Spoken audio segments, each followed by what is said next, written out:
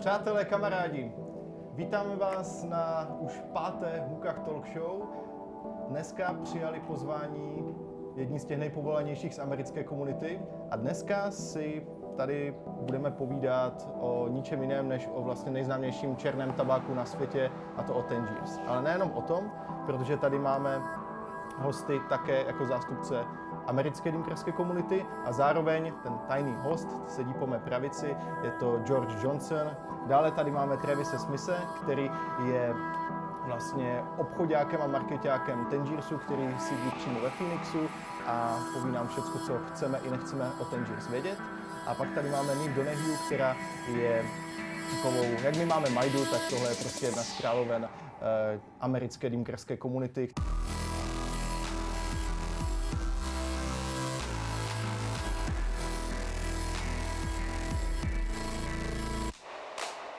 Může být? Může být. Don't forget to introduce. She showed with me. What? Don't forget to introduce. Oh, you did? Okay. Okay, never mind. Okay, let's switch it to English. My friends, welcome to Czech Republic. I'm glad that you accept our invitation. And my first question, how do you like it here? How do you like Prague and our hookah scene so far? It's amazing. It's really nice. And the attention to detail, the bowl packing, the community.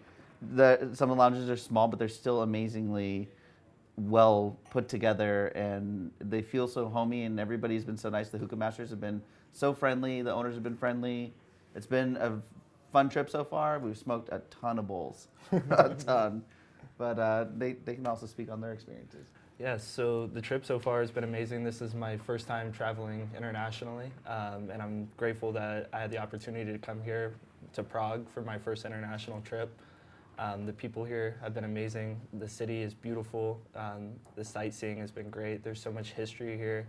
It's so hard to see all of it in just a couple of days, but I'm grateful that I've got to experience that. The lounges, spectacular. Everything has been so cozy, welcoming. The staff, the owners have been so friendly. The hookah bowls have been amazing. I don't typically smoke this style, but I could definitely come here and enjoy a bowl this way. And this is something I feel like I could take back home with me and enjoy a bowl this way as well. Great. You sound amazed. What about you, Neeve? Like I said, the lounges here have been amazing. One of the highlights of the trip for me was getting to visit Caesar and see their production facilities. That was an amazing experience today because we don't have glass made in the US like this. And they did us the whole tour. They did an amazing tour from start to finish. They let us film everything. They were very welcoming. There was a lot that I got to learn. And besides of your experience, what do you know about Czech hookah scene? If I told you Czech hookah scene, one thing that come up to your mind? Before or after experiencing it?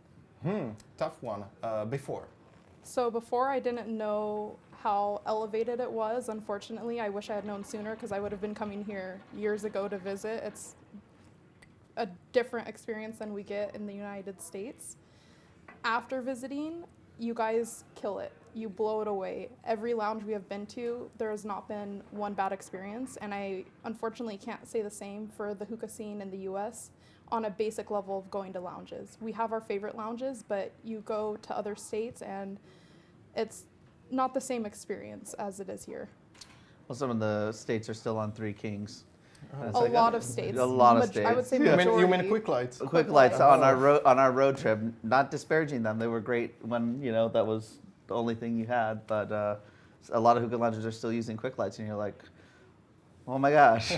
And just the style of hookahs that are used in lounges here, we rarely, very rarely will see this in the US. We've smoked out of dark side hookahs, we've smoked out of hookahs, we've smoked out of, name it, and it's been here in some capacity. And I think that is really cool to see, and I wish we would have more of that in the US. Great. What did you know about Czech hookah scene back then? Well, the only thing that I knew previously about the Czech hookah scene, I had the privilege of meeting a great friend actually in the United States from here in the Czech Republic, and he described his favorite lounge to me and some of the others here in the city, showed me some pictures of them, and I noticed that the lounges were, beautiful and that they had used some of these modern pipes, but experiencing this in person has exceeded my expectation coming into this trip. It's just been astronomical. Point for us. Yeah. I didn't know what to expect. We were buying bohos back in the day from Nizbor and BJ and Eggerman. Bohemian basis. Yeah, boho. We call boho for Bohemian basis. So we knew it came from this state of Bohemia. We knew it's Czech Republic. But I had no idea the community and the cohesive nature of the hookah scene here. So you were surprised, weren't you? I was surprised, and I was also I ate a ton of Vietnamese food before I left because I said I'm gonna miss this food, and then to come and find a vibrant Vietnamese community, I was like, oh my God, I love this place even more.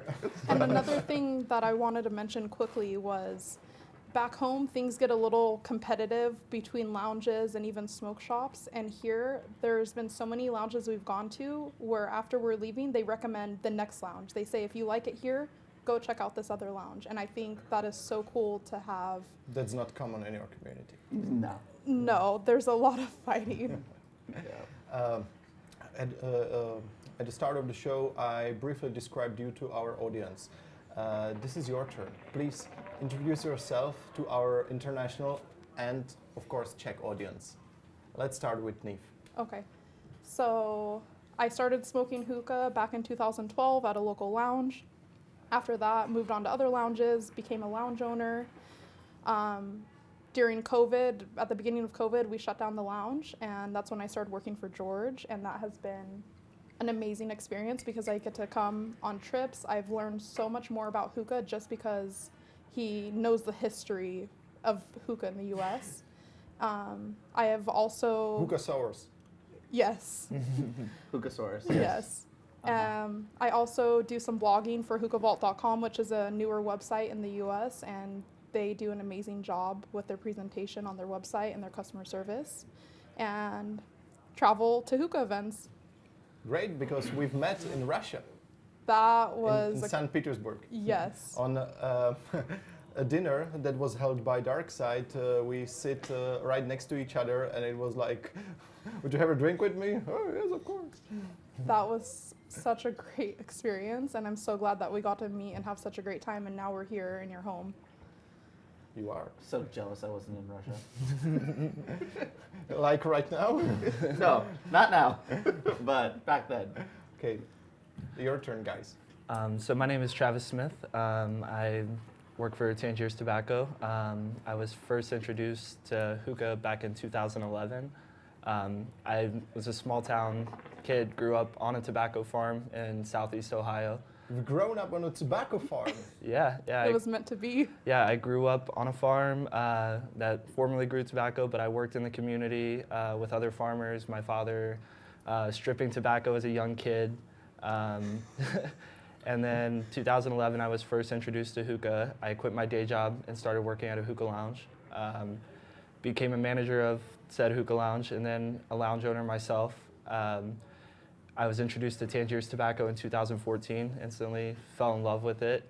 I wanted to move on to some sort of manufacturing in the community, and there was no greater opportunity than to go work for Tangiers. So when I was fortunate enough to get a call back for an interview, I hopped on a plane for the very first time, moved to San Diego, California, and it's been the experience of a lifetime. I've been there for 6 years.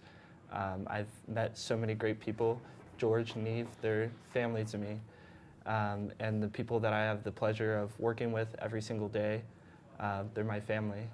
My mom's here, and it's been a great experience. I get to share a hobby that I love that's become my career, my passion, and I get to come travel abroad and share that with you, and I'm so grateful for the experience and the experiences going forward.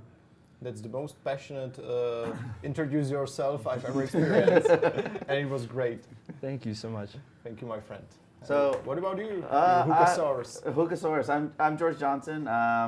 I started smoking hookah in 2001. That someone introduced me to at work. My sister had tried to tell me about it when she went to Egypt before. But anyway, I worked at Starbucks, and one of my coworkers came back from summer break from college and brought his hookah back with him. So I got to smoke Nalco for the first time.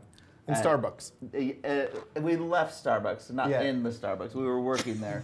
And so, and the very next day I took my tip money and I drove up to LA where he said he bought his hookah at an Egyptian grocery store. And I bought a hookah, and then it's been a love ever since. And 2002, I went to go open my own hookah lounge when I quit that Starbucks job. And that didn't pan out. And my So friends, just 1 year after you first tasted hookah. yeah, I said that I shouldn't be working here for this amount of money, like being a barista. I think I'm gonna go start a hookah lounge. And Okay. yeah, and so even my assistant manager quit with me, and she's like, I'm gonna pull my retirement and invest in you. I will Let's go manage with this." you. Yeah, and it was, so but that didn't work out, and then we had hookahs, and my friend said, oh, I'll build you a website. And so we launched Hookah Company end of 2002, and I also met Eric in early 2002 at a gay hookah lounge in San Diego, and I said, this guy's really intelligent, and he makes bowls in San Diego. They're amazing. I've never seen such high quality ceramics. And then he says, hey, I'm messing around with tobacco, and I think I want to make my own brand of tobacco, just kind of playing around with it. And I'm like, that's cool. He's like, well, let's keep in touch. And I mean, here we are this many years later, and that one meeting, just randomly going to that hookah lounge in Hillcrest, California, it was like, it changed the whole direction of your life. And those things are so amazing to look back upon and being like, I never thought that I'd be working with this guy who was a towering giant figure, right? You know, I was like, this guy, it was an impressive person. And I said, I can't believe I've worked with this guy for so long. And we were, you know, really good friends. And so my website did good, and I said, when you are ready to release your tobacco commercially, I want to be the first place to carry it. And you were? Yeah. So, you know, Tangiers finally comes out. He's, you know, first round of packaging, and I mean, we were Tangiers' shipping company because Eric didn't get the same shipping rates I would get for my retail website, and he didn't have the boxes and the bubble wrap and everything. So I said, just drop them off at my warehouse, and I'm gonna package and ship everything for you, and I'll just bill you at the end of the month. So you're the oldest dealer of Tangiers. yeah, so You're like the oldest, you know. yeah, you know. Well, and so that was like, you know, until I sold Hookah Company in the end of 2011. You know, Tangiers didn't need a real big shipping department because I would handle it for him at our warehouse. We can go back to 2009. One of my customers I was selling to in Denver called me up and said, hey, you know, my employee really wants to talk to you. I talked to him, and he says, hey, I'm from San Diego too. I want to come meet you.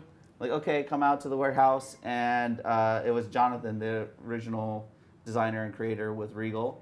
And he says, he had come to my warehouse, and I had got samples of wood hookahs from Syria. And they're really cool. And he's like, I have to buy one of these. And a year later, it failed on him. So he's like, I want to redesign this, make a wood hookah that pays homage to this, but is, you know, wide open draw and really nice.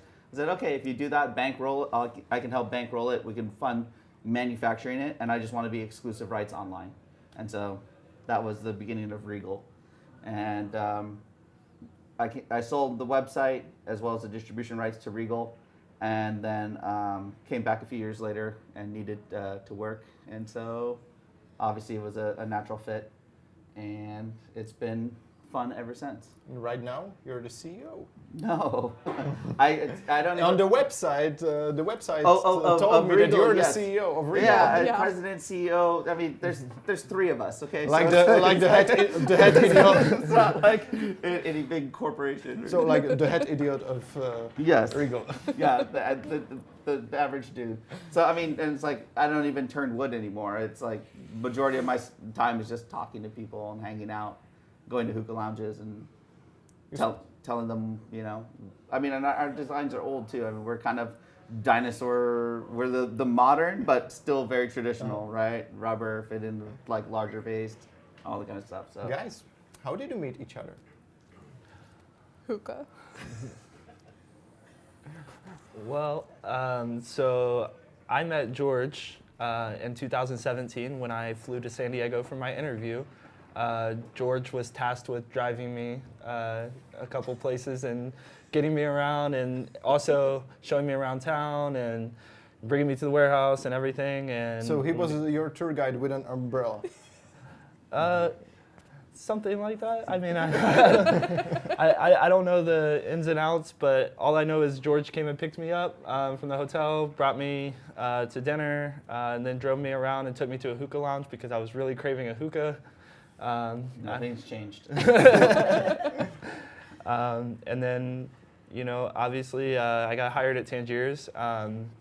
Lived in San Diego, knew nothing about San Diego as a small town farm kid, and became closer and closer with George throughout the years. Went on road trip together across the country, seen each other countless weekends. I drive out and see him all the time, and he's one of my greatest friends. Aw, enough about me. Tell them the other things.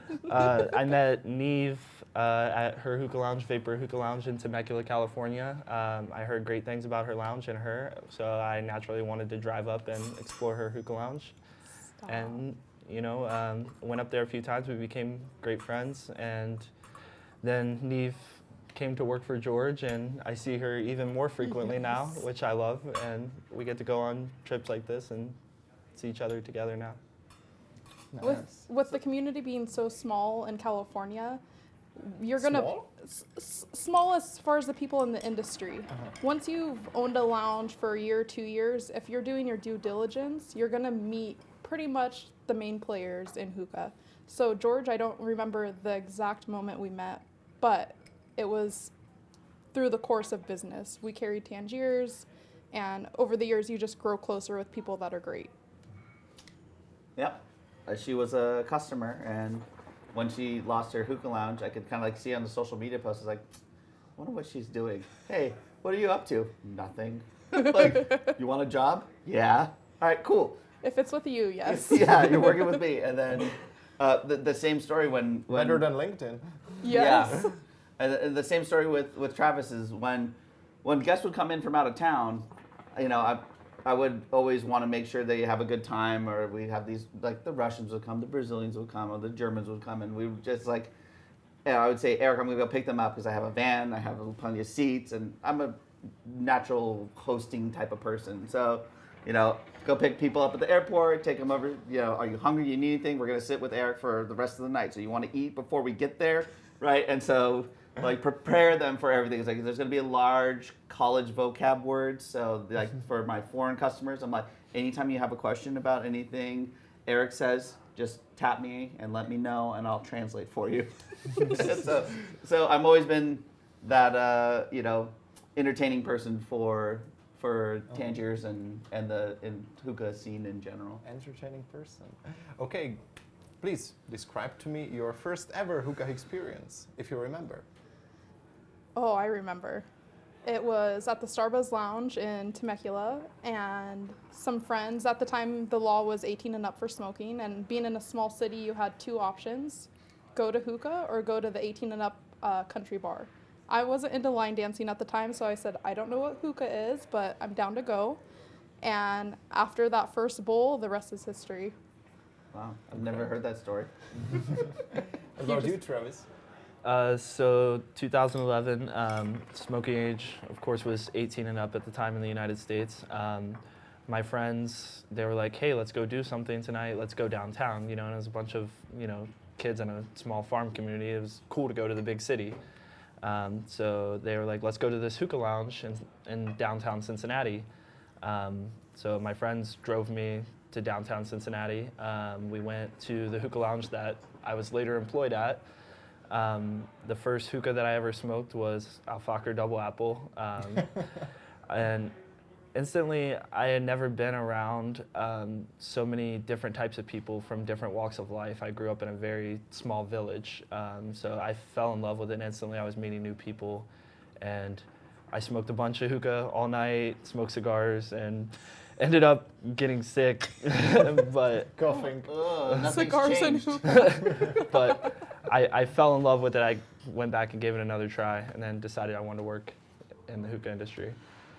Nice. Well, I already told this the first time I smoked hookah, but I had also seen it in the Philippines in 1998, and I didn't know what to think of it. I was like, I think these are drugs, and I have no clue. And I like drugs. I was so- like, I walked past that area a few times, just like trying to like peek and see what it was. But you know, I was 16 and on a surfing trip, and I was like, that's so different.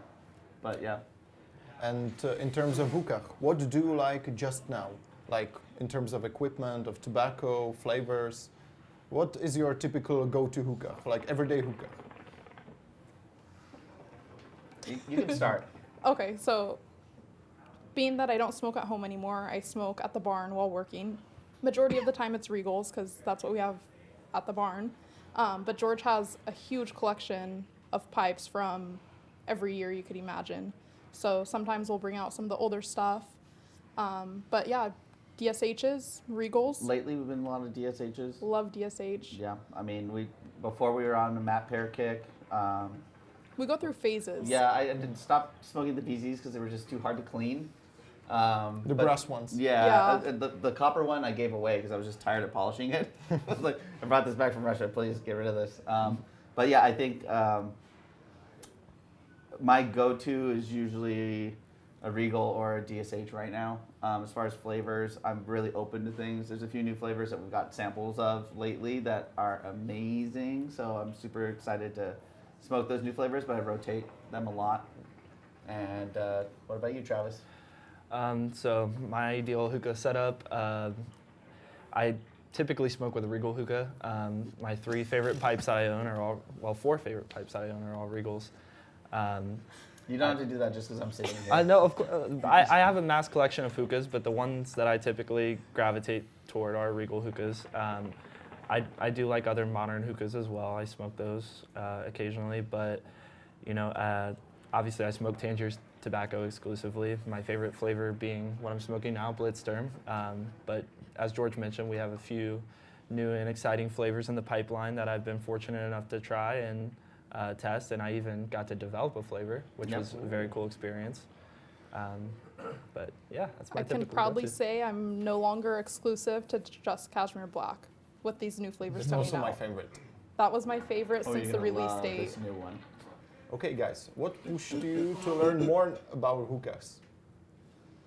Because without it, you just stick with quick lights and, I don't know, Starburst small hookah.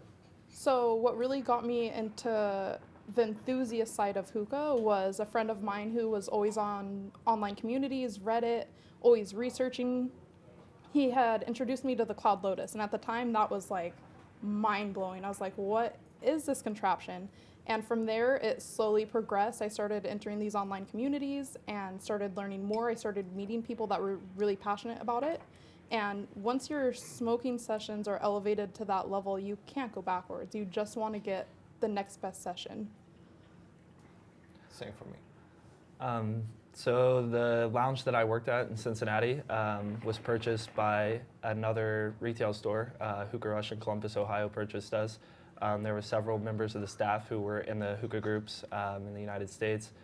And they pushed me to try different brands and different hookahs. The first time that I had smoked Tangiers out of a funnel bowl, you know, with foil and a heat management device and a Regal hookah, it was just astronomically different than smoking typical Egyptian tobacco, Egyptian bowl, traditional hookah. And I started discussing with people in the online groups, and they encouraged me to try new things, and that really drove my passion for hookah even further. And when I opened my lounge, I wanted to share that with more and more people. And yeah, I continue to learn, continue to grow, and see new and exciting things. And yeah, just keep pushing that forward and sharing it with others. So people pushed you to do it. Yep. Yep. I had a hunger for that. The minute I fell in love with hookah and I drove up to LA and bought my first Egyptian hookah, they didn't even have a hose, so I had to go to our like hardware store. Like bonk style. Yeah, I had to go, and I'm walking with this brass pipe, you know, into Home Depot, and going to they have the spools of all the different, you know, plastic hoses, and I'm sitting there like trying to, which one fits into my pipe? And I'm like, you know, I'm like, okay, well, I need to find a hose. So the guy comes over and is like, what is that? What are you making? He was like, it's a pipe. He's like, for like a kitchen or a toilet? And I'm like, no, it's a pipe to smoke tobacco on. He's like, oh, okay. Like, so anyway, pulls down the spool, find the right size, and I'm just smoking with no tip, no nothing. I'm like, okay, well, and back then in America, we only had like 3 brands of tobacco. There was Nakla, Sultan, and Fakhr? nope, not yet. Zaglul, Saloom. Saloom, another Egyptian brand. Al-Waha hadn't come into the U.S. yet. So I remember in like 03 when Al-Waha first came to the U.S., it was like all of a sudden my flavors that I could choose from doubled. So I had like 60 flavors. And I was like, oh my God, like I have to go try all these now. And So you were broke.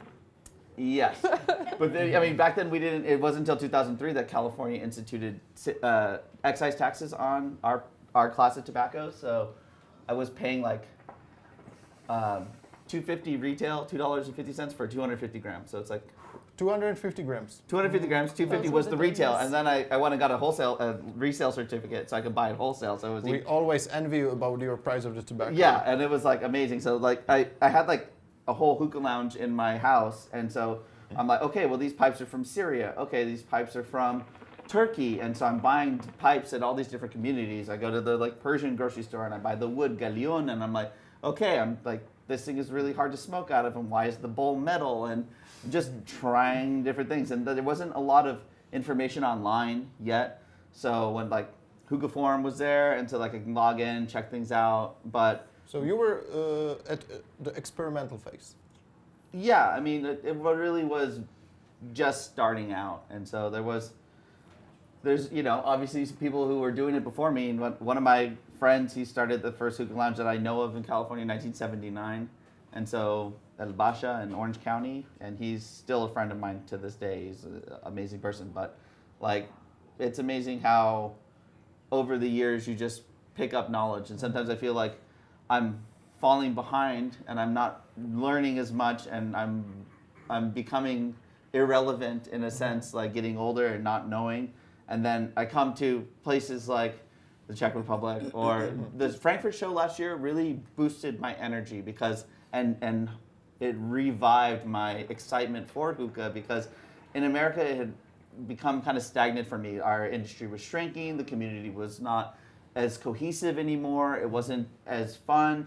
And then our HEW was just so small every year, and like, it was sad. And then I came to Frankfurt and you had 25, 30,000 people waiting in line to come just see hookahs, and I was like, it revived my stoke, and I'm like, this is so great. And then so, through being friends with people, you start learning and doing things, but I mean, there's a lot I still need to learn. I mean, we still don't, have a diffuser or... Yeah, that's great attitude.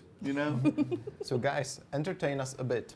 Let's recall your biggest mistake or fuck up that happened to you in the context of smoking hookah, business or creative work. What would you never do again, and what did you learn from it?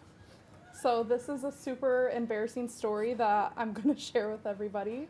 It was my first day of working at the hookah lounge, and next to the trash can there was a metal bucket with water in it where you dump the coals as you're bringing the hookahs back.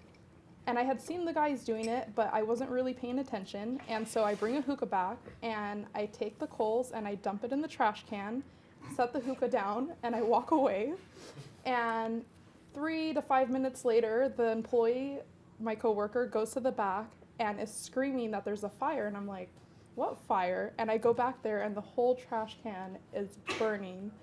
And so that day I learned you never throw coals into the trash can. You put them out in water. A burning trash can sounds like some of our days on the road. Do you have a story to share? Oh no, just sometimes you have a really rough day and it feels like a trash can fire. That's how it feels. But yeah, do you want to go and then I'll go? Yeah, so I think my biggest screw up that ever happened to me in the hookah game was during my interview in San Diego with Tangiers in 2017. I had spent a few days there and the employees were welcoming and packed me a bowl, and I got to sit with Eric, and we had never even really talked about like job stuff at all. Like, Just getting to know each other. yeah. So we get to like the final couple of days, and Eric says, "Hey, why don't you pack me a bowl?" And I said, "Okay, yeah, sure." He's like, "You know how to do it?" I'm like, yeah, I got this, you know. So I'm packing the bowl and preparing it for Eric, who I idolized, you know, and I'm preparing this bowl, and I get the pack down. The pack's pretty solid, and then I go to foil the bowl, and I look at him and I ask him, "Okay, where are the toothpicks, you know, to poke holes with?" Not knowing that at Tangiers we have a certain way of packing, and you know we dense pack everything, and then we poke holes with the oyster fork. And in the middle of my job interview, I had completely butchered this bowl and then had to then serve it to him. And probably the worst bowl I had ever prepared in my life. So First time using fork. first time using fork. And I learned the most valuable lesson and the first rule at Tangiers: if you don't know, ask. Simply. That is the first rule around Tangiers. Business professional wise, I made plenty of mistakes. I mean, don't hire your boyfriend at the time to do your payroll taxes, and then get stuck with a giant, multiple $100,000 bill in back taxes. That sucked. So you were a bad boyfriend? Yeah. Or Eric says, "Hey, why don't you patent the funnel bowl? Like, I don't have the money to do it. Maybe you can enforce a patent on it or spend the money on it." And so I could have got a 20-year patent on funnel bowls. I mean, not that it would be enforceable overseas, but there's plenty of things. Offered business opportunities in the beginning, and I'm like, I don't think that's gonna pan out. And then like maybe 3 years later, I was like, oh, I should have taken that deal. And maybe the most entertaining, if you recall. The most entertaining of my mess ups. It has nothing to do with business, but it has to do with hookah. We're at Art Hookah Lounge in San Diego, and there's these girls smoking next to us, and one of them yanks the hose, pulls the hookah over, and she's so distraught because the coals go everywhere and the Cloud Lotus bounces, on the floor, and she's like, "Oh my God, oh my God, oh God." I was like, don't worry. And I go with my hand to pick up the Cloud Lotus, and I come up like Indiana Jones, like, ah! And it was like my fingers were so burned and so toasted. It hurt so bad. There's like throbbing pain that like goes down your arm all the way to like your balls, and it hurt so bad. And then I couldn't get into my phone because my fingerprints were gone for so long. Call 911. I can't get into my phone. My fingerprints were toast. So that was a hookah mistake that I don't ever want to repeat. Okay, that's what I call fuck up. Okay, on a more serious level, have you ever experienced a burnout syndrome in relation to hookah smoking, either personally or professionally? And if so, what brought you back on track? For me, it was after the closing of my hookah lounge.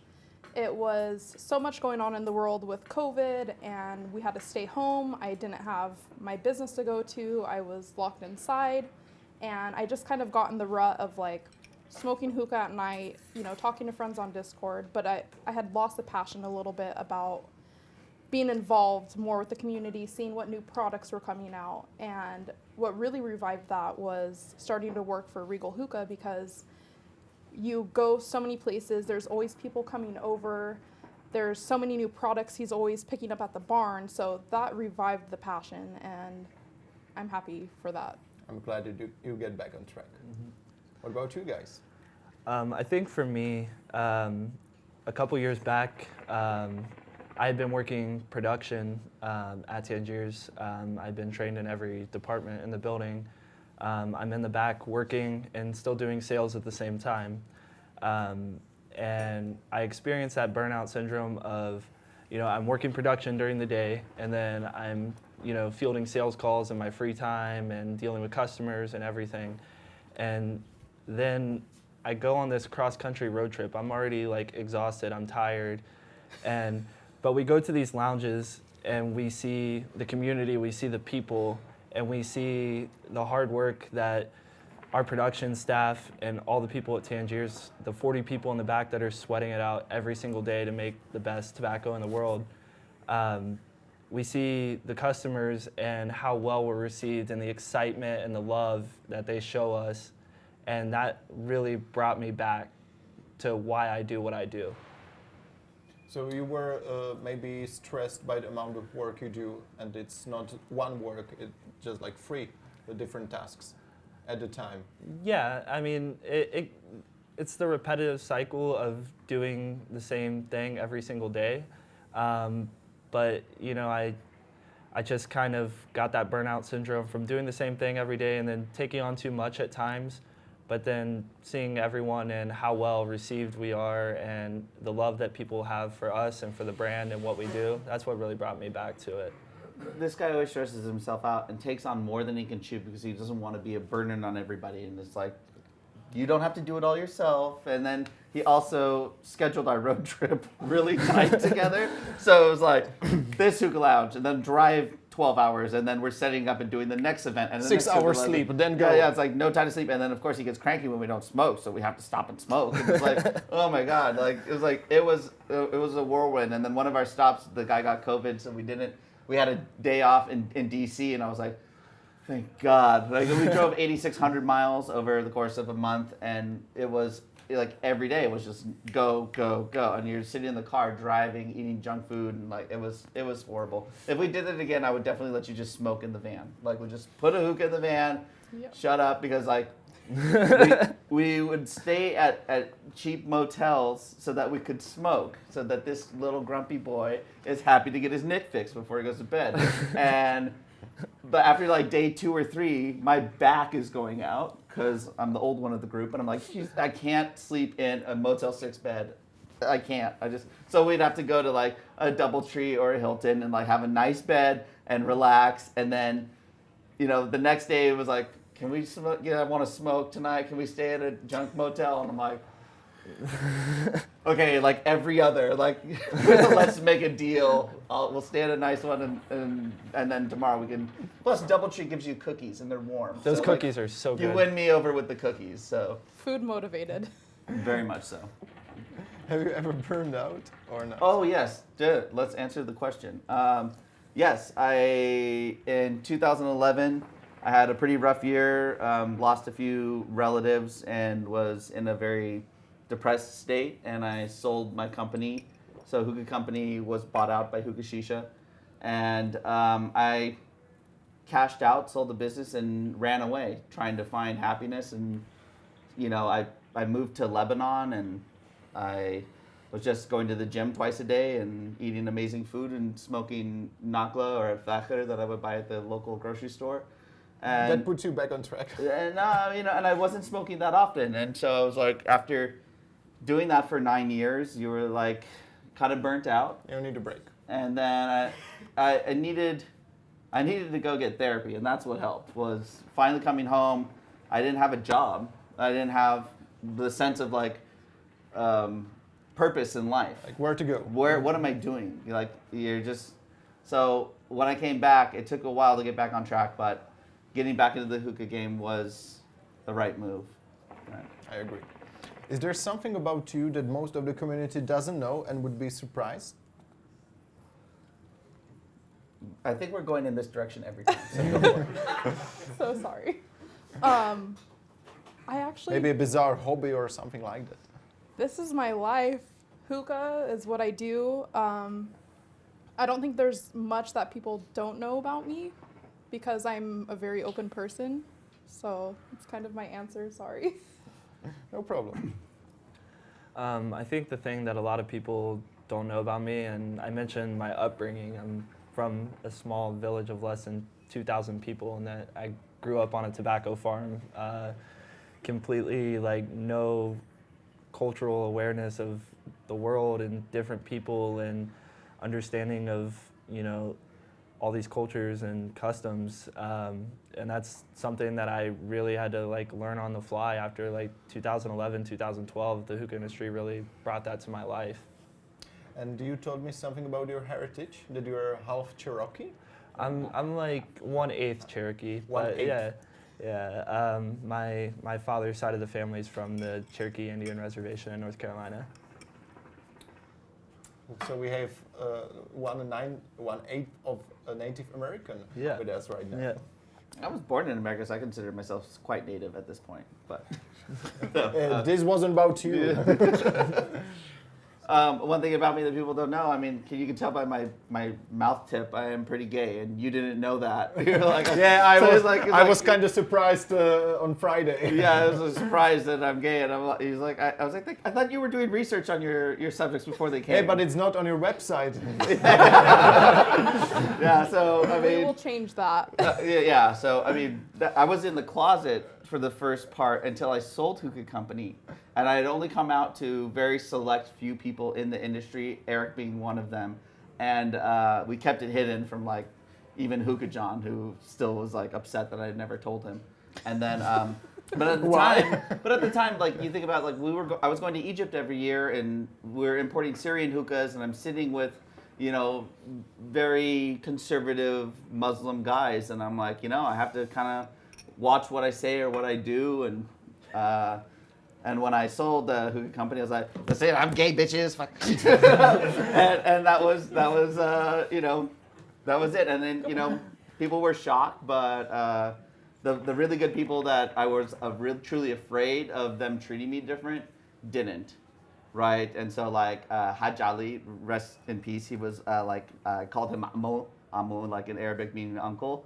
He taught me a ton about hookah, and his family owned like the building that KM's offices in Gamaliel were at, and he told me, he's like, when I came back into hookah, he's like, I heard it's between you and God, and I still love you, and I'm like.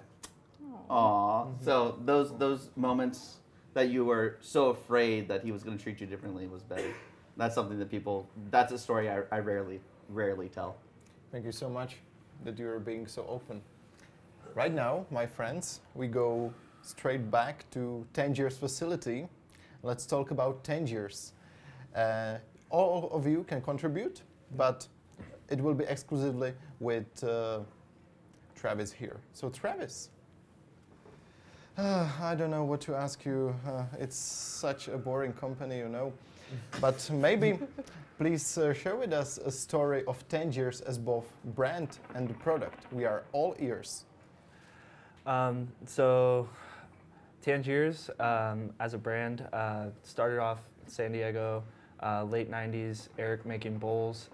Then, as George said in the earlier days, Eric had started making funnel bowls and then making tobacco in his mom's kitchen, actually.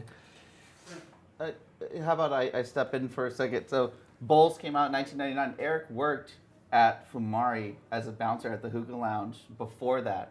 And so being that we're in San Diego and Fumari was the first place in 1997 that opened up this Hookah Lounge, Eric was a local there, and he thought about making a hookah. It's like, I have an engineering degree. Maybe I should make a hookah. And the people at Fumari convinced him that people buy tobacco every month. They buy a pipe less than once a year. Maybe you should think, he's like, that's a really good idea. So in 1999, he was already selling bowls. When I first met him, he was already selling bowls. And then 2002, he was showing me the tubs when I first met him of like his coconut flavor of the tobacco, and he was cooking in his mom's kitchen. Funnel bowls didn't come out until 2007. So that was much later. And that really changed the game, actually, because it was always hard for me to pack in an Egyptian bowl Tangiers, and you fluff pack it enough to where the air could pass through. But when Eric figured out dense packing and the fork method, he really shifted the game and changed things over. Now you have this heavier tobacco that I can actually smoke. And now here we are fluff packing it, and I'm like, it's amazing, extra heavy, but back then I couldn't handle a fluff pack Tangiers. I would throw up. Ooh. And I did sometimes, leaving Eric's place. His first lounge location on El Cajon Boulevard was in a very shady part of town. And there was multiple times I drove away and had to pull over and puke from smoking too much with Eric. So when did Tangiers officially started to produce? In a factory, let's call it that way. So the first lounge location, Odyssey on El Cajon Boulevard, was, I can't recall, probably 2003, 2004. But he was already making tobacco for his friends at home in his mom's kitchen, and he broke the stove and had to replace it for her. Yeah, so 2001, all that stuff was being produced and at the house. And then 2004, and I believe the license came. He finally got a federal license in 2005. And so luckily he did, because we now have FDA grandfathers and we have a grandfathered company, which is, you know, protecting us and shielding us from some of this really expensive. Guys, do you know what stands behind the name Tangiers? Well, Tangiers, the name comes from the city of Morocco, Tangiers, but obviously too, one of Eric's favorite movies being Casino, the name of the casino in Tangiers, Tangiers Casino. The fictional casino in the movie Robert De Niro's running is Tangiers, and he loved that movie. And one day it dawned on me, I'm like, oh my God, you named the company after this movie. And he's like, nonsense, it's a city in Morocco, jackass. I'm like, okay. I mean, I just thought for a second, I'm like, yeah, I'm pretty sure you named it after that movie. So, I mean, who knows? I don't know, but that's a theory that I have for sure. That movie was one of his favorites. Yeah, for sure. I've definitely seen it a few times now. Travis, and maybe you all. Who was the legendary Eric Hoffman? Please introduce him and his legacy to our community. Eric Hoffman was one of the most intelligent and kind, giving people that you would ever meet. I developed a close relationship with him over the years, working for him for 5 years. He became very much a father figure to me. I considered him like a father. He would give you 5 minutes of his time no matter what was going on through his day. There's not many companies that you could work for that you could come to the CEO of the company every single day and say, hey man, I need 5 minutes of your time, and he would gladly give it to you. He did everything for a lot of us. Whenever anyone was going through a hard time, he was always there, whether it was to help out, financially, or some advice, or just, a shoulder to cry on. He was always there. He was one of the most intelligent people that I've ever met, the most intelligent person I've ever met. I never left a day without learning something new, whether it be industry related or just a random pop culture fact about a movie, or music in the 60s or whatever it may be.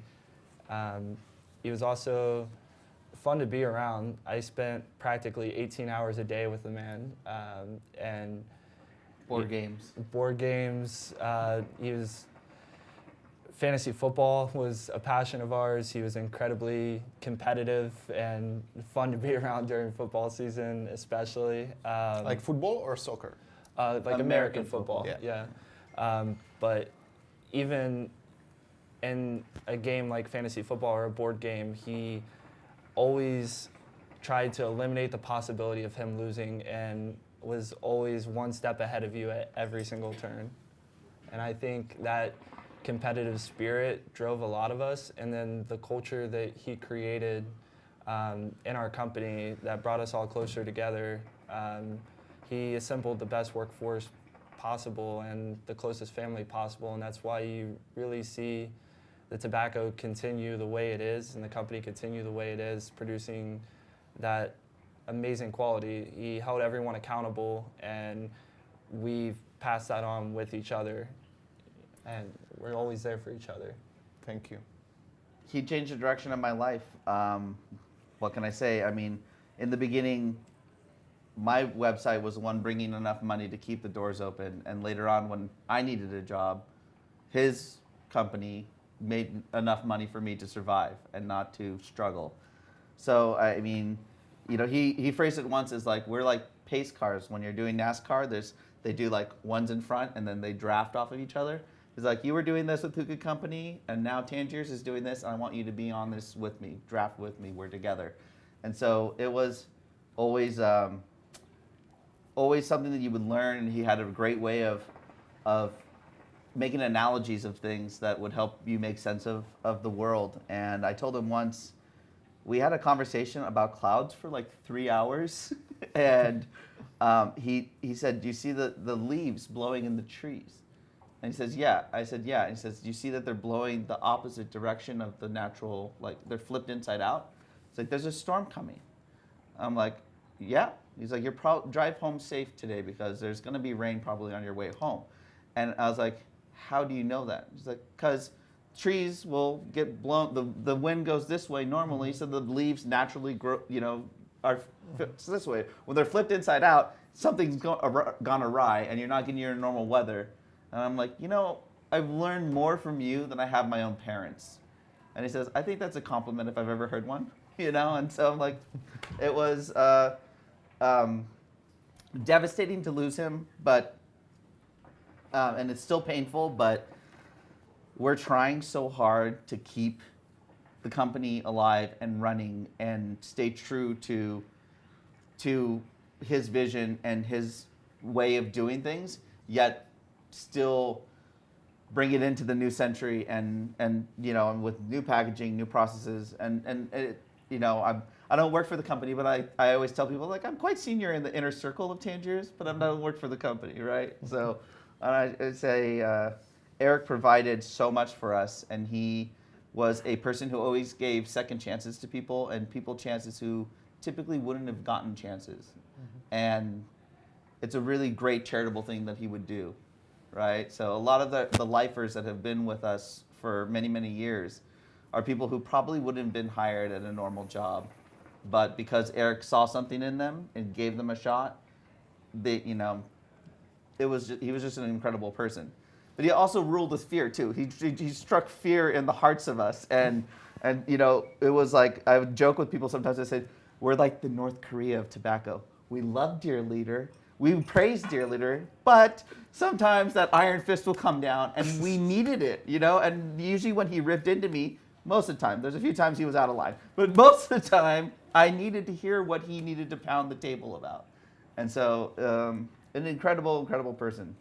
So I think his legacy still lives on in you all. Yeah, we're trying as best we can, and it's giant shoes to fill, literally giant hat to fill. Like he wore those top hats and the bowler hats, and I put one on the other day of his, and it was like, it dwarfed my little brain. Like, this guy not only was such a smart person, he must have had a brain the size of a basketball, How did he get his background in tobacco making? So Eric was a chemical engineer previously, and like George said, he had previously worked for Mari as a bouncer, and then began developing tobaccos, and a lot of that engineering background came to be in making tobacco. It also helped that he understood the chemical composition of the flavorings, right? Mm-hmm. So he could look at it and say, okay, well, this terpene has a whatever bond, and go through, stuff that's way above my capacity. But, all the stuff, he would look at it, and he would, if he didn't know something, he would analyze it from every fraction of a degree, 360 degrees around, and I would say, like, are we beating this dead horse for another 6 hours talking about something? But he would just think of every conceivable option and what was going on, and we would talk about it for sometimes days on end on a single subject until we came to a decision on what we wanted to do. And he was going to make his decision the way he wanted. It didn't even matter if I said, well, I think I'm in this camp now. He'd be like, yeah. But we were doing whatever he wanted to do. And, 99% of the time he was completely correct. We have a little controversy here in our Czech community, because some of our community members thinks that one of your newest flavor, Eric's Mango, was against Eric's wish because supposedly he hated mango. So please, one more thing. Did actually Eric dislike mango flavor, or it's just a rumor?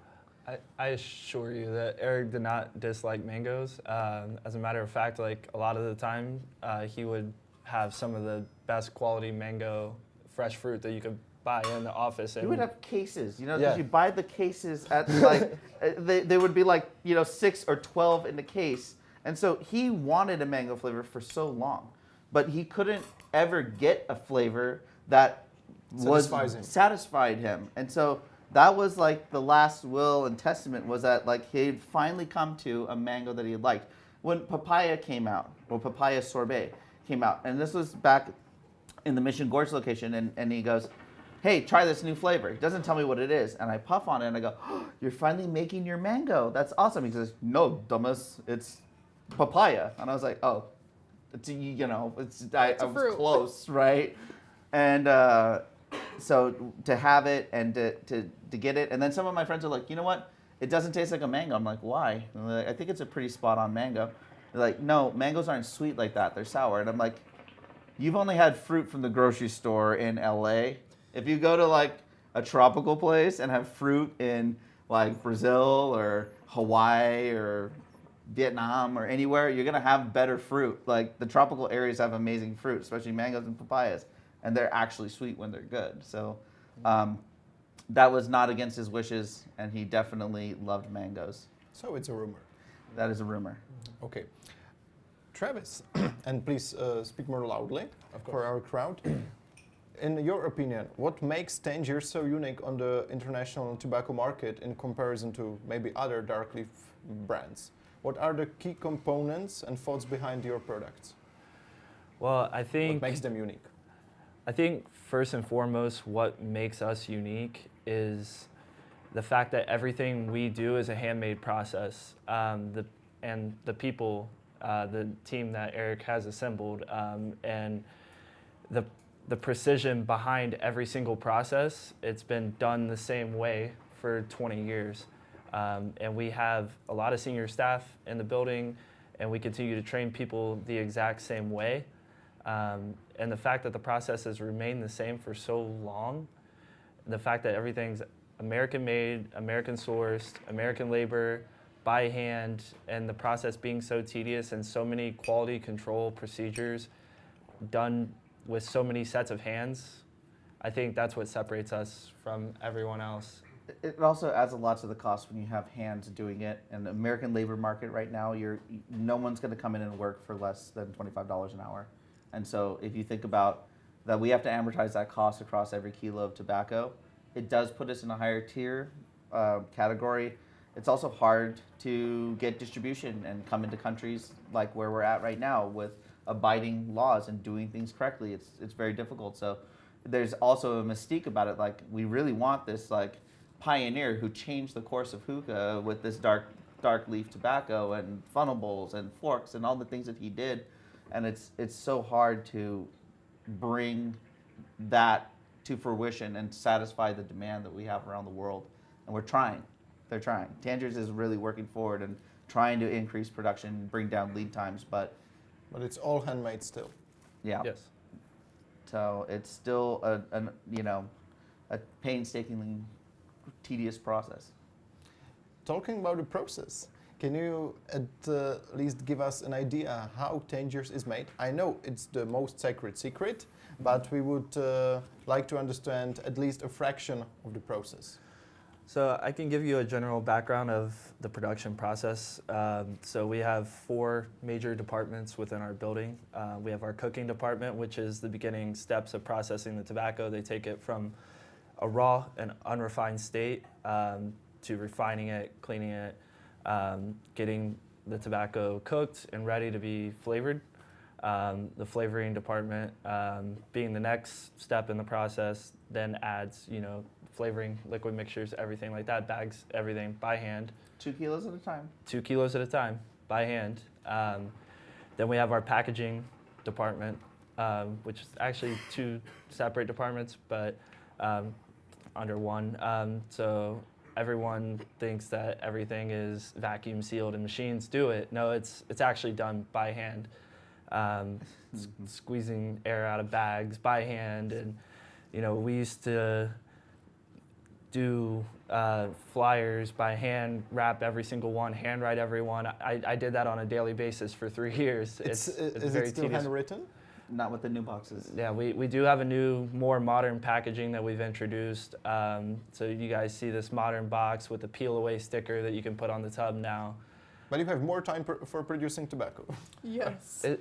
Yeah, I mean, I mean, how many flyers can you write before you get carpal tunnel? And time is money, and we have to try to cut as much as we can to still deliver a really good product at a price that people can afford. So the boxes cost more than the flyer, but it saves money and labor. Right, and then lastly, our shipping department is our last quality control step. They check the quality of everything that's came through production to make sure that it meets our standards before it leaves the building. So every single department plays a key role. There's no one that's more important than the other. They all work together as a cohesive unit to make sure that those quality control standards are met through every single step of the process. I saw a big stoves in your facility. You use it for cooking the raw tobacco or for the whole mixture? Cooking the raw tobacco. Yes. Yeah. And so they bang the pots with like the spoons. And so he's probably the only person that could still do a double shift of doing that because your arm would probably fall off. And I couldn't do any of that because I've never been in production. I'm always just in sales. I'm not sure I could still do it.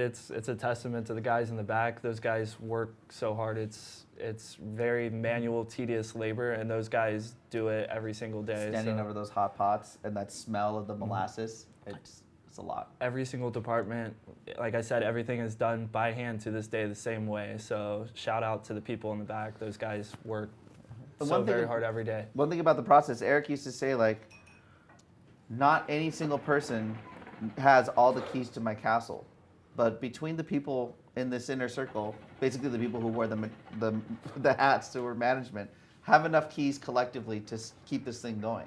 And so that's definitely where we're at, right? It's so people have to come together, and we still have to stay a family to continue to produce this stuff. Yeah. Travis, you told me a great story about liquid cane mint. Can you share it with our audience? Oh, wow. So as I mentioned, like the flavoring department flavors, the tobacco and everything, the cane mint flavoring itself, the flavoring used for cane mint, if it touches your skin, it's cold. I mean, like we've had people, pick up a towel by mistake that had that liquid on it, or, they were flavoring throughout the day and then didn't wash their hands before they went to the restroom, and then you see somebody running full sprint down a hallway. I've been one of those people. It's not fun, trust me. It's very cold. It will make your entire arm tingle, I promise you. Is there a flavor that nobody wants to cook it? There is several flavors that nobody wants to flavor. As a matter of fact, I don't know if any of you like Welsh cream, but if it's Monday morning and you were out drinking at the bars before on the weekend, and you came in, and you could tell that you were out on the weekend, guess what you got to flavor in the morning? Welsh cream. And I promise you it was not a great experience the rest of the day. That you're going to puke, or? It's very powerful. It would make you very nauseous. It would make you regret all the decisions you've made on the weekend. Cherry flavoring, anything that contains cherry, it will get to your skin. It's like it will definitely tear your skin. Some of the flavorings behave harsher than others, and in my experience, those two are the two that I don't want to flavor. I've done it. It's not fun, and that's a testament to the guys in the back that can do it every day. They're amazing. So that's maybe the answer for the topic that Tangiers is having a standard, but it really depends on the flavor. How does it behave in your bowl? Yes, and you could tell, like blueberry is an amazing flavor, but it's also a little heat sensitive, so you have to be careful with the amount of coals you put on it. Do you have, for example, a map or a list of the, let's say, most heat sensitive flavors? We do. So all of our flavors are broken up into color categories. They're coded in the warehouse. So think of a rainbow. We go red to purple, right? So purple being the most transient flavors are our mint flavors. So that's where you find like wintergreen, blitzsturm, cane mint, bug powder, flavors that are more transient and they can stand up to heat. The cashmere flavors and the blue being the next down. And don't use the word transient. That's an Eric word. it's like ghosting. It'll stain your hose. Yeah, yeah.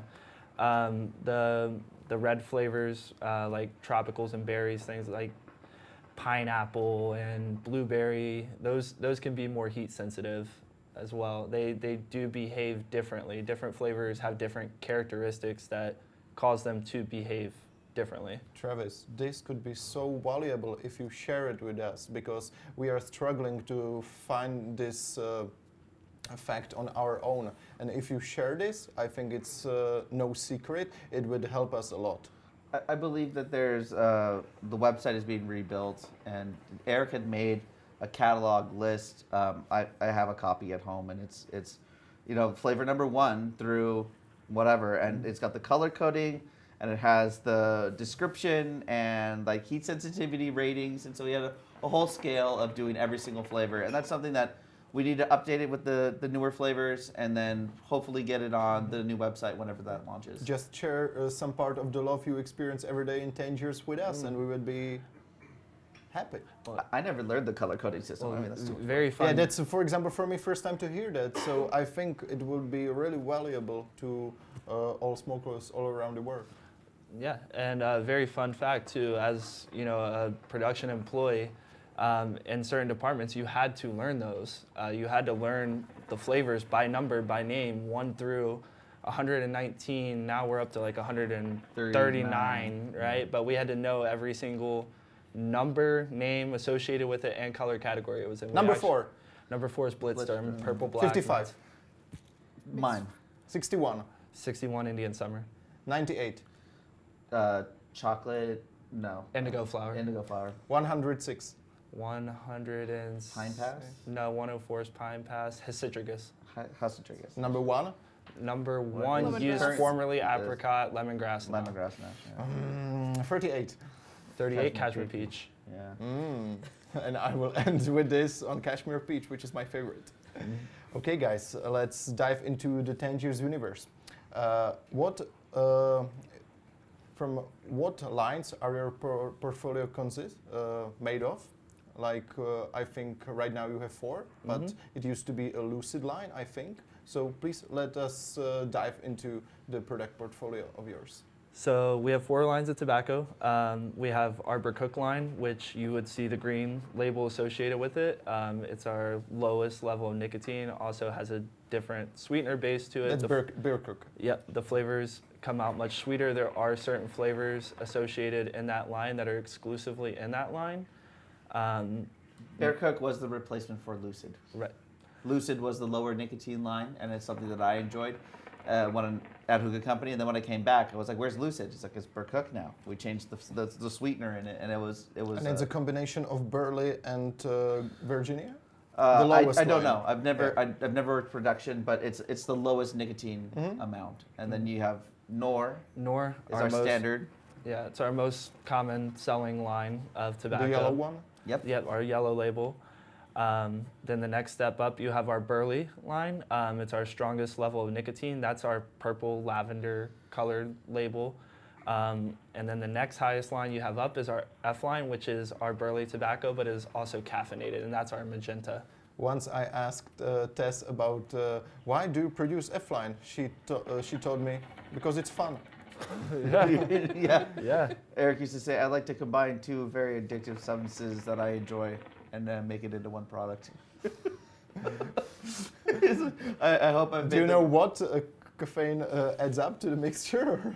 I mean, we used to sit around and he would say you could smoke a bowl, but you're not going to get something like drinking a Red Bull in 10 seconds. It's not going to be to that level. But you do feel it a little bit after half an hour smoking. I'll feel a little increase in my heart rate or something.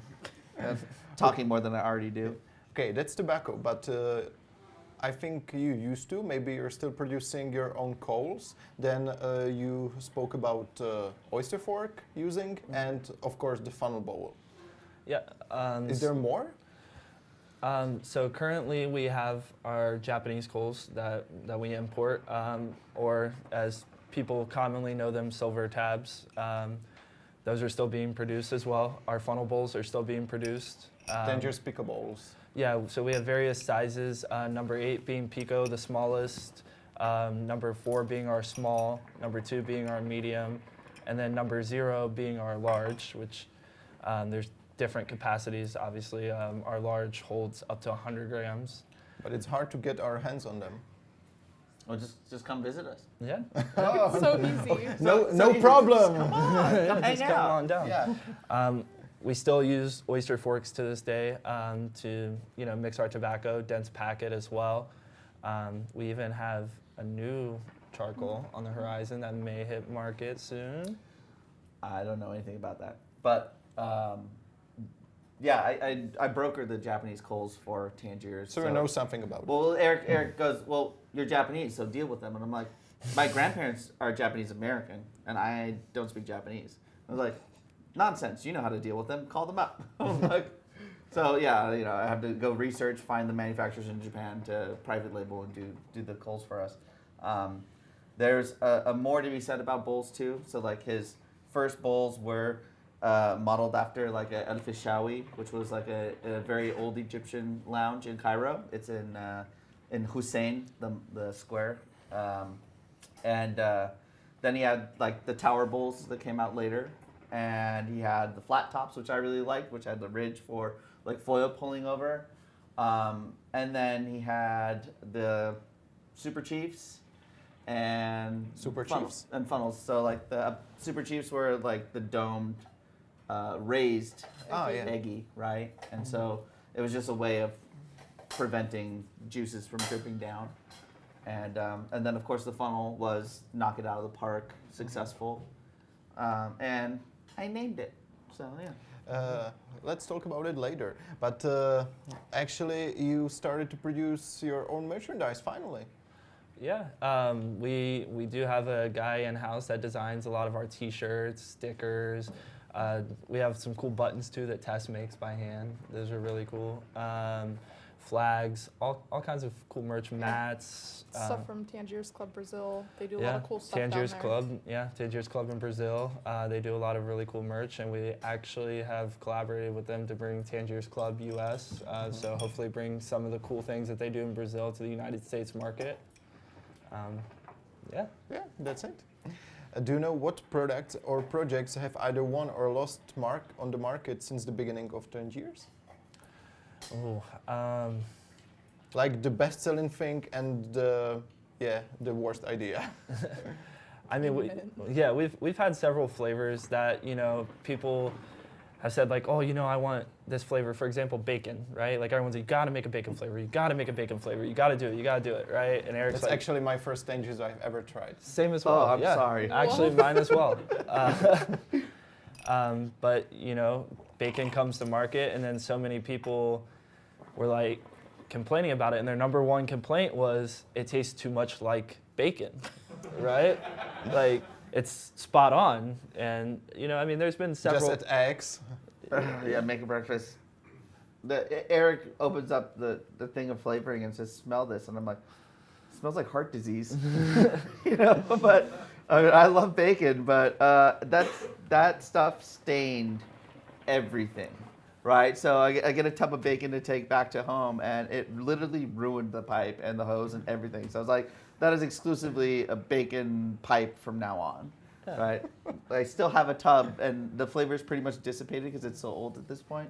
But some people will come over, especially like my Russians, that are like, oh my God, you have bacon on the shelf, I want to smoke it. And I'm like, you can. Bring your own hookah. You can, but not in my pipes. You go grab a KM from the front yard, because I have pallets of hookahs. So like, just grab a KM from the front yard, and you could take it with you after you smoke it. Yeah, I mean, there's been several, failed flavors, per se, but, some of those get reintroduced back, and then they're wildly successful, and then they go away again. For fun fact for you guys that didn't know, schnozberry actually used to be called mystery meat, right? It was schnozberry and bug powder together were mystery meat. He separated the two. And he came up with that name, and I said, gross. You sure? He's like, yeah, it's going to be great. I'm like, okay. So we sold it as mystery meat on the website. And he's like, how's it going? I'm like, it's not really selling that well. He's like, okay. And then later on, separated the stuff out to make Shawsberry names. and bug powder. And Yeah. it was the right decision for sure. Those names sound much more appealing, right? Yeah, and this is also the scraps, the leftovers. So like they would get scraped into buckets. Yeah, we call it table mix. Yeah, the table mix of all the production goes that way. There's also cane mint and bee, which is all the cane mints combined. Ooh. Yeah, so Okay, that wasn't so successful. Okay. What are your key markets right now, and how do you work with their feedback on your product? Oh, key markets. I mean, we in the United States, California, of course, Georgia's territory is our key market. I mean, I have several states as well, but they don't stack up near as much as George. just not me, baby. So, I mean, of course, we have our South American market, our Eastern European markets. Europe now is really growing as well. A lot of the feedback that comes in from, California, South America, the Eastern European states, Europe, come to like our major, sales team, George and our other sales agents as well, and we give that feedback and to management, and decisions are made as well based off that feedback. Do you have in 2023? Do you have problems with counterfeit products? Yeah, counterfeits are still very much a thing. I mean, I remember a couple years back, Eric came to me and brought me a package, and he said, "What does this look like?" And I was like, "That looks like my handwriting, but a very poor imitation of my handwriting." You could tell there was a reason we did everything the way that we did. Like, you could see the hesitation marks in the handwriting, and I assure you, our trained packagers, there was no hesitation. It was, you could write 100 flyers in a row, you wouldn't see a single hesitation mark. You see people try to knock off our labels, or the bags are wrong on the inside, or different security features on our packaging are off. We still have problems. Mostly from Eastern countries? I mean, we've had counterfeits in Eastern countries, South America. I mean, we get them from all over the world all the time. I would get some of my customers that have busy hookah lounges, and they'd be saving all their flyers, and they'd have a stack of flyers from serving hookah all the time, and I'm like, "Cool, you guys can build a wall with the flyers, do an art project." They're like, "No, I have a guy, he's coming, he's paying me $1 a piece for them." I'm like, don't do that. Because they're buying the real flyers for the piece of paper in the middle for $1, and then they're putting whatever they want in it and reselling it. And then it'll pass our handwriting test, because it is our handwriting. Yeah. Eric would look at it and go, "Oh, that's Selena's handwriting. That's, Amy's I'm ashamed, handwriting. but Who I would also know?" have one. So, there's a lot of counterfeits that go around in our industry, but as long as people could figure it out that it's counterfeit, then it won't damage our reputation as much. And that's something too that you guys can always message us, on either our Instagram, Tangiers Tobacco, or help@tangiers.us. Hey, I bought this product. Send us a picture of the packaging. We can authenticate it for you based on several of the security features on the package itself. So no hesitation, message us, and we can Every authenticate package it still for you. has the customer code on the back, so we know where it came from and where it went and who's the distributor and all the hands it went through. That's interesting, because could you also explain the codes on the packaging, like 4K, YR, TX and stuff? And do the products differ in composition according to those codes? So the customer code on the back, it tells us where in the world that it's going and ensures that it stays in the region that it belongs to. For example, some of my states, Ohio, for example, my major customer in Ohio has a code OH01, right? So if I see that product show up, say in Georgia's territory, then I know that I can tell them "Hey guys, why are you selling this product in California?" I can ensure my customers in Ohio that, hey, you are buying this from an authorized retailer. This is authentic. The composition doesn't change. Everything's processed in the same exact way. It doesn't change based on customer. But maybe once you deliver to Europe, we have some laws that you have to obey. Right. So, for example, Germany, they have different compliance than other regions of the world. So yes, some tobacco may vary in composition if their laws prohibit us from manufacturing the way that we manufacture in the United States. So basically, there is no. It's still the same product. Yes. Okay. So right now, let's dive into a specific and rather unpopular opinion on Tangiers. Please respond to the following statement. Tangiers has been fluctuating in quality in recent years. The tobacco cut, amount of molasses, heat resistance, and strength of the tobacco are all changing. We think it's not our subjective point of view, and we are both pissed and disappointed by the fact. So I don't think it's a subjective point of view in the sense of, yes, the tobacco will vary. It is a handmade product. Humans, there's going to be variance in any handmade product, whether it be a bowl or it be tobacco. So for example, we did have an issue with a cut. The cut came out smaller. We noticed that. We received feedback from, some of, Even George's from our customers guys? or my customers or Eastern, Europe, wherever it ended up. And we addressed it from there. We went back to our production staff and said, hey, look, we've been experiencing these issues. This cannot happen again, right? And then it's addressed from there. And that you can feel in the packaging. So when they're saying the molasses is more, the recipe hasn't changed, but just the cut being a different size did affect the way it feels and the way that it looks. It was more like marmalade or something. Yeah, like that. and it also affected the way that we pack, right? So then I was like, oh, when I started fluff packing was with this smaller cut tobacco. I said, now it's starting to, the nicotine hit me at the same level that I'm used to. And so it's just really the cut that was off, and that has been fixed. But definitely people want to hear that, hey, this was an issue, it is fixed, and we don't want that to ever happen again. We're completely sorry that anything like that happens. But just know that the nicotine is also the same. So we had run tests on it. Oleg and I sent away packages. So I had packaging from San Diego when the production was still in San Diego. I had packages from 2019 when Eric was still around. And then I had packages made of the same flavor, the same 3 flavors from 2023, this year. And I sent away to a lab and had the nicotines tested. 2019 and 2023 were a negligible difference. It was basically the same amount of nicotine. But I thought too, that it's not the same. Well, I was also vaping 5% nicotine at the time, right? So my perception of that was off. And I said, well, the old stuff used to hit me way harder, so the nicotine has to be stronger at the San Diego location. I was so sure in my mind that that was the case. It was lower than what we're producing now. And so I was like, maybe I don't know what the hell I'm talking about, right? So the testing I thought was going to prove something that I could go show them. Be like, look it. Nope. It pointed right back at me and said, no. I think it's all based on the fact that we actually love your tobacco. And we, thanks to smugglers, enjoy it since 2014 or maybe 2013.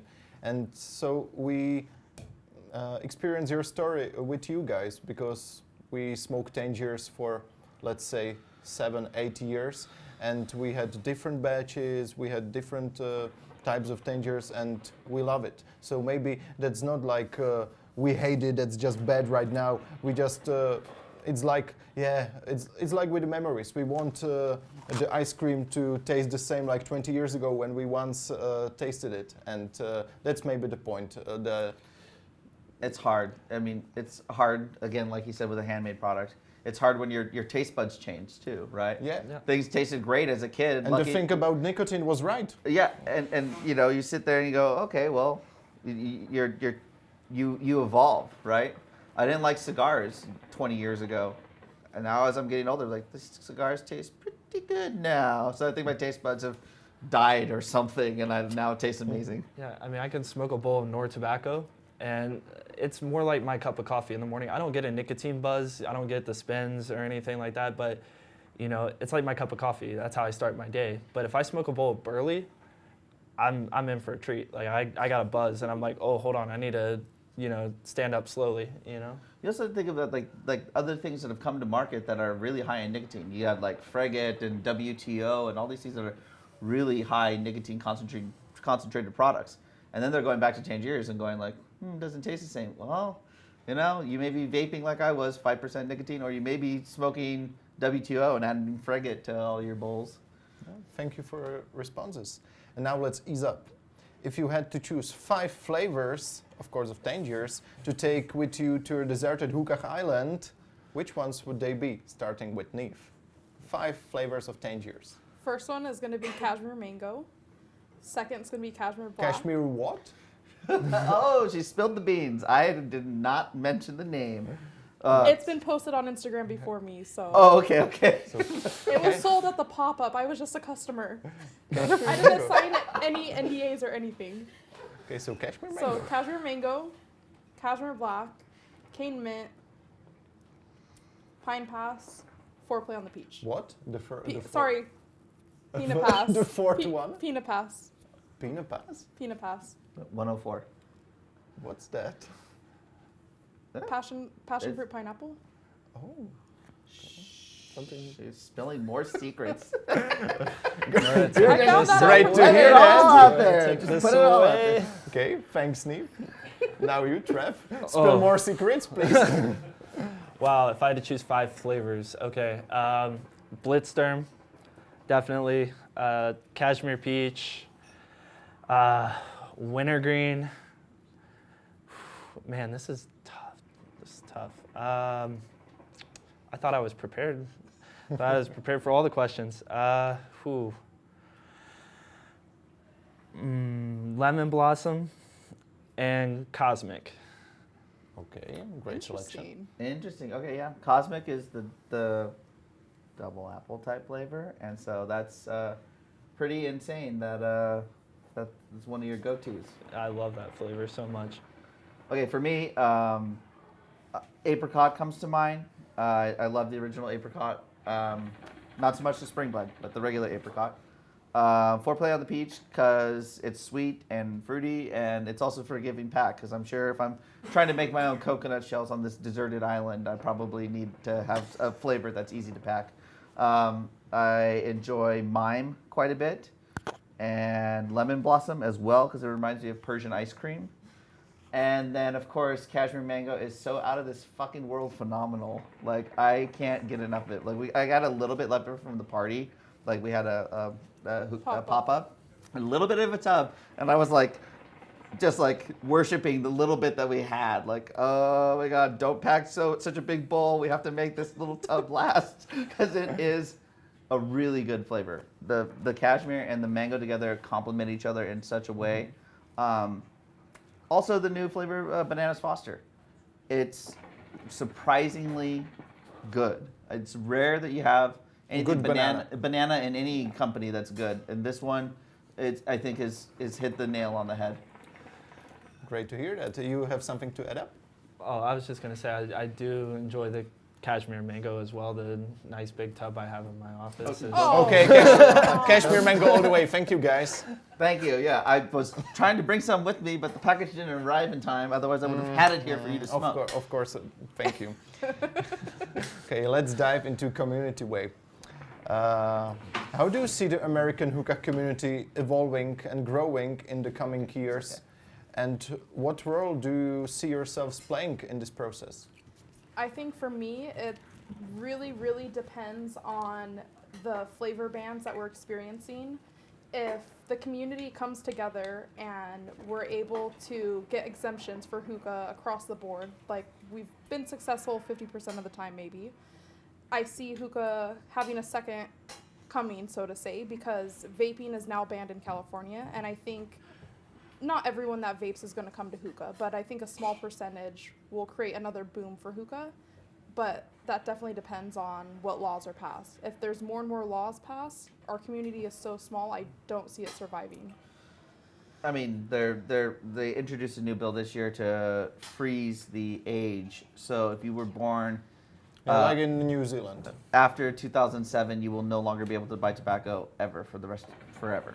And so these crazy laws are being proposed in larger population centers, as well as like even Hawaii, but they try every 3 years to pass that law and it never makes it across the finish line. Last year we had 15 states that introduced flavor bans. Not a single one made it across the finish line. So California has a flavor ban. We were instrumental in getting the exemption language written into that bill. And then Massachusetts has a flavor ban. We got a hookah lounge exemption. We didn't get a retail lounge exemption. We got a sponsor last year to introduce an amendment to the bill to try to get a retail exemption so people can actually still buy the product if they want to smoke at their own home. And that failed. It didn't make it through. But political advocacy has been part of the community, and it's very tough because you put in 4 or 5 years, and Neve's been with me at every city hall meeting, every county board of supervisors meetings, everything that we do, protesting and making T-shirts and doing these things. I mean, we worked on LA City for 4 fucking years, spent a tremendous amount of money, and only got a half give out of them, right? So it's really tough that it will devastate our community if we don't stand up. And if a fraction of the people who actually enjoyed our product got involved, we would be sitting pretty. But it's like the same 4 people that show up to these city hall meetings. Before these questions, you were so positive. I really think, though, that there is a small hope of saving hookah in the U.S., and if we're able to accomplish that, I definitely think we will be looking more towards the European market, towards Russia, because we don't have that Kashmir excitement. mango. Okay, sorry to interrupt you. So it's just, I think we need to look to outside markets to bring that excitement back into hookah because we don't have as many products being produced. For my personal opinion, I think you're kind of stagnating because since 2009, maybe until 2015, we in Czech Republic look to West. We have your packing methods. We used your products. We use your tobacco, and it was great. Since 2015, we started to look also to East. Yep. And right now we have a great and unique combination from the best of the West and both East. 100%. But what about the U.S. community and maybe like the products and stuff? Products are hard. We're such a relatively small market, and the enthusiasm around hookah is not what it was at its peak. In the masses. Because of the vapes and other products? I think one thing that has been a part of that happening the way it happened is that when hookah was popular in the U.S., it wasn't an upscale, classy thing to do. It was loud music, 18-year-olds smoking, not having a lot of money to spend on it. And I think if we had hookah like it is here back then, more people would have stuck onto the hobby versus leaving it because it was just the thing to do at 18 or when you're in college. Do you have many community or commercial events, or are there unfortunately very few of them? I think on the enthusiast level, we do have a lot of events, and in our community, Hookah University, on Facebook and Instagram, we do a lot of meetups. We do some international things when we have the chance, and that's how I was able to come to Russia, is because Brandon from Hookah University got a group of us together, and that brings excitement to us. I did something last year called the Shisha Meetup, and that was just a really small event, but it was something for the enthusiasts to come out to and, partake in. We have HEW, which is a hookah-only expo that Hookah John has been putting on. And unfortunately, COVID kind of was detrimental to that because it was growing and we were seeing more people coming every year, new people, new brands, better booths, because the booths you have in Frankfurt and in Russia, completely different than what we have in our small expos. So... Yeah, 2019 was the best year for HEW, and I hope that the community can still stick together and be united. But I think 2009 was my best year for sales, and then by 2010, vaping started coming out, and it's just easier to do, right? You can do it while driving, you can do it in the office. It's not the ritual of setting up hookah and lighting the coals and taking the time to prep it and spend 30 minutes doing it, right? It's like grazing, like a cow does, right, with these vapes. And so it really, I think, prevented people from coming into the world of hookah. I think another really cool thing that we have the opportunity as enthusiasts to do is attend the Tangiers pop-up events that they've been hosting. It's really cool as an enthusiast to be able to go into the factory, you get a whole tour, you get to smoke the way Tangiers smokes their tobacco, and it's That's a great great idea. experience. So doing these pop-ups has been amazing for the enthusiast community to be able to go to the factory, because I don't see other brands doing that, and it's something Yeah, that brings that's us true. together. You know, the last pop-up was this last month, and we had a van full of people. Enthusiasts flew into California, spent a few days at George's house, and then we go to the pop-up, and it's just a whole trip with friends. We smoked hookah in the van. Yeah, that was a little too much hookah. 5-hour, 6-hour drive smoking. You pre-pack your bowls, and then you're lighting coals off of coals and trying to do things. It's a lot. It's not the best, but it's a fun experience. When those coals are lighting, your eyes are burning in a van. You're like, But yeah. that makes memories. Exactly. It does. Guys, we were speaking about the community. I have another task for you. Who do you think contributes the most to your community, whether in terms of spreading the hookah knowledge, selling or making products, influencing or entertainment maybe? Let's do 5. Let's do 5 of the most maybe influential, helping people in our community, except of you. Okay, so can't name George. Domestic.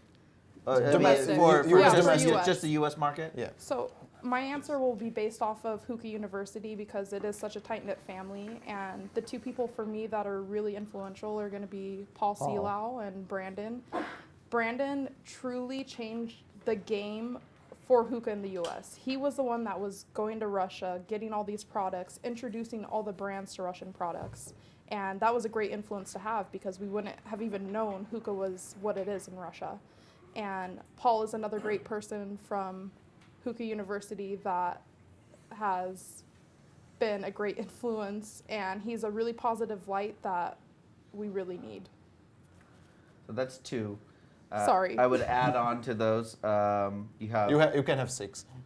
Yeah, I would add on that you have new influencers that are coming out, like Elo Musk. She's passionate about hookah, and she's a fun person to be around. You'll have even people like Hookah John, who just posts his driving to work videos, and they're a little mundane, but he's at least diffusing knowledge to the community and getting people excited about hookah.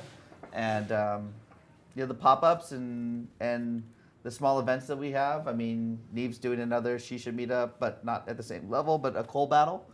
So we're gonna have a coal battle next month, and people are flying in from around the country to hang out. Coal battle. Yeah, so we're gonna do a blind testing of all the coals in the U.S. market. People are saying there's coals, and so you won't know what brand it is, but then we're gonna rate them on the longevity, the smell, cloud output, carbon, smell, and all that stuff, and just heat. see what coal you prefer when you don't know what brand it is. Guys, what do you think are the most interesting and horrible hookah trends these days for you? When they call vaping products hookah shit. Oh my gosh. Oh my god. So with the laws passing in the US, there is now a lot of brands that are vape companies that are basically turning a small handheld vape into an actual hookah. And so I'm sitting there looking at this, and it's literally just a vape that has a vase and there's water in it. And I'm like, why is there water in it? This is a vape. So to me, that's something that we don't like to see, because it's going to hurt our political fight in saving hookah, because it looks like people are trying to get around with these loopholes. Yeah, adding a hose and water to it doesn't make it. With the flavor bans, it pushes you to try to circumvent the laws, and the evil we know is that tobacco's not good for you, right? But whatever people are going to start making to try to keep smoking, most definitely there's going to be some blowback where people are going to put the wrong products into things, right? So it could definitely be detrimental in a sense when people start doing things that aren't chemical engineers like Eric and start messing around with flavors and trying to circumvent the laws themselves, and then people are going to get hurt. And I would like to add on a positive note something that is, I think, going to change the game in the future. I don't think it's fully there yet, but Hookah Monk, we saw that last year at Frankfurt, and it was very interesting to see an electronic hookah that's going to replace coals. For me, there's still some things that I would like to see, but I think in the future that could definitely be something for indoor smoking. That's definitely probably the dirtiest part of your bowl experience, right? So eliminating that and doing it properly, I mean, that's been the holy grail for like 15 years, right? We've always talked about it, right? From the ones we used to flip and plug into the wall, the coils, they had a dial. They were absolutely garbage, but I mean, they were good for lighting coals. You just flip it upside down and throw your coals on it, and now your hookah head thing got so fucking hot because it was just a coil. To everybody who's tried to do these things, and I hope that someone perfects it. The hookah monk is probably the best thing to market yet. That I've seen. But I think others are going to follow suit, and that if they start perfecting that, I mean, it could be a game changer. Especially for lounge with the minimum wage in California. I mean, that was one of the biggest costs is employees having to go around doing coals. So for me, it's kind of exciting. Great. Guys, we are kind of running out of time, so I just put last questions and dedicate them to Regal. Okay. Yeah.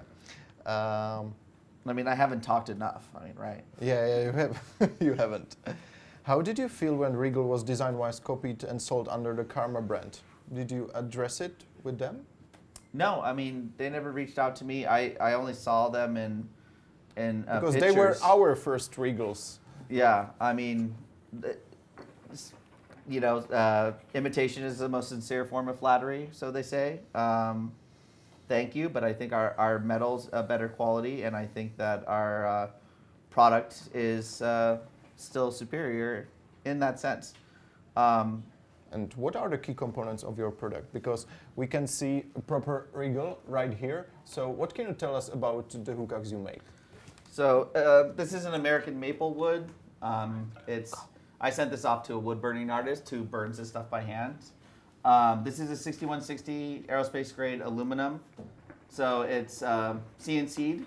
There's no hollow components, which was the way that Jonathan wanted to design it so that it wouldn't rust in the middle. There's no welds on it like the low flux soldering that we would get out of Syria and Egypt at the time.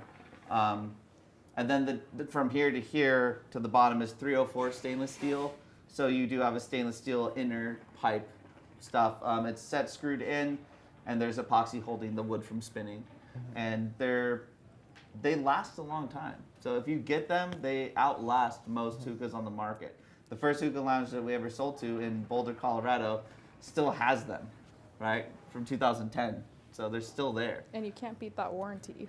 And I'm too nice, so I always fix things for people. They're like, oh, my wood got scratched, or my dog knocked over my epoxy, and send it over, I'll fix it, George, so. aren't you too much fixed on the Regal? How does it look like?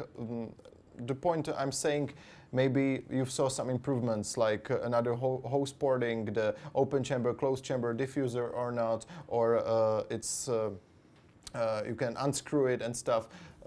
Do you apply some modern trends in the hookah making into your own products? I've been talking for years about doing something because it's essentially the same design from 2009. There hasn't been enough change and innovation on it, for sure. I don't like diffusers personally. I like the bubble, so I never was big on it. I've made 3 different prototypes of diffusers, but we've never released one. So I think if we did do something, making it modular so that you can take it apart and put on a sleeve of wood if you wanted to, or smoke it as a stick hookah. But I'm so sick of stick hookahs.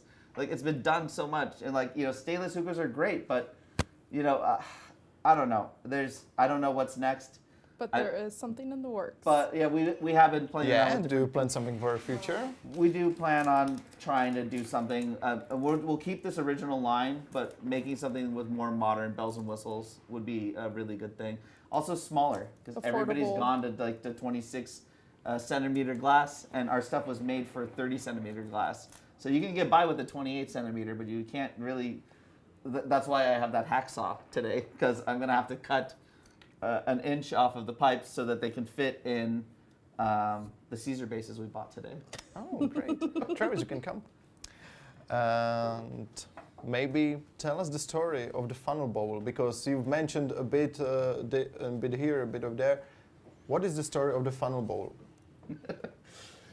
I mean, Eric was an innovative person and thought about every aspect of it, and he had earlier called the vaping before it was vaping, because he had said that he wrote a letter to the state of California saying the tobacco is still in its form. It hasn't been turned into ashes. So you're only steaming off the flavoring off of the leaf. And so he wrote them. So by that definition, it's a vapor and not subject to your taxes. And they wrote him back a letter saying, yeah, you're right. And then, of course, within a month or two, they wrote a letter saying, no, you still have to pay taxes, right? But it was one thing that before vaping was a thing, he thought about like the juices and how they would, could be vaporized off of a different surface. And so that was another thing that helped lead to the funnel bowl, because he was way ahead of that time. But it just turned out it worked amazing on tobacco. And he calculated this mathematical equation on like the curvature and like so the rate that it would heat up. And I mean, So he was the scientist. he was the scientist. I was just the pawn who sat there and go, yeah, sure. So And- why did it start with pH? Oh, that, yeah. So I'm a terrible speller, and I hang out with a lot of Vietnamese people, and I I said we should call it the funnel. And I had a huge overstock of them in where my current production facility is in the barn, and he used to deliver them to me in the leftover boxes from the liquor store next door. So they're like King Cobra bottles, Mickey's 40-ounce bottles, and so I would just label it funnel, and I spelled it with a PH. He was like, I like the spelling. And I was like, I thought that's how. yeah. So we put a name on the product. So yeah, and the spelling was because I wasn't thinking about it, and I spelled funnel with a PH like a freaking person who's ESL, but English is not my second language. George, what is the meaning of Regal, and why do you use the royalty symbolism? Yeah, so Jonathan was thinking that a Regal was, nicer and like. Because also Tangiers has Regal flower, right? Yes, has nothing to do with the two. People had asked me, "Is like, are you going to make a tribute to Eric in Regals?" And I said, Eric loved me. Regal, not so much. So, the Regal flower would definitely not have anything to do with it. But the original Melik, aka the king, and then later the queen, the plan was to make a complete chess set, right? So Chess set. it was going to be a chess set. So like the prince was supposed to be a pawn, but everybody called it a prince, and so the name kind of stuck. So. And then I made a small one that would fit on like a Maya QT, and I was like, okay, that's gonna be the pawn. And then Maya's like, hey, I have the patent on that glass. You can't import the glass without doing stuff. And I was like, it's only gonna go to the Brazil market. I don't even care. So I didn't manufacture it. But so that was the original plan. And so like I wanted to be able to go to the shows, to the tobacco shows, and set up our booth as like a giant chess piece, and then have like black Regals and white Regals, and let people play chess in our space. Did it ever happen? Nope, never happened. I mean, we never made a rook. We made a bishop. We made a mini queen, which should have been called a princess. I mean, I don't know why we don't think about these names long and hard enough. So it just happens the way it happens. I mean, people are always asking, like, "Oh, you're gonna do this, you're gonna do that, you're gonna do." I'm like, the first 5 years we didn't have a tray. You had to buy it. You had to put a KM tray on it. Like if you come and see our place where we do all the wood processing, I mean, it's literally an old barn that my grandfather used to build race boats in. Isn't a crown plate hard to use? The crown plate is a little dangerous. But the design files I sent to our metal manufacturer. And you were like, fuck it. Are you sure you want to make this? It looks a little dangerous. And I'm like, well, just round out the edges if it looks a little too sharp. It's like, so, yeah, I mean, I poked a hole in I had a loaner car when you take your car into a dealership and they'll give you a loaner while it's getting serviced. And I had to go to a flavor band in San Diego, and I had a crown tray on my hookah, and it rolled around in the back and punctured the leather seats of this loaner car that I don't even own. And I was like, oh, that fucking crown tray, right? So I took it to an upholstery place, and they like patched it up, and I like tried to blend it in, and I returned the car and got my car back and was like, I hope they don't notice. And they scratched my car, and I was like, we're even, okay. Crown trays, yeah. I mean, so. Guys, it's the last questions I give all of my guests.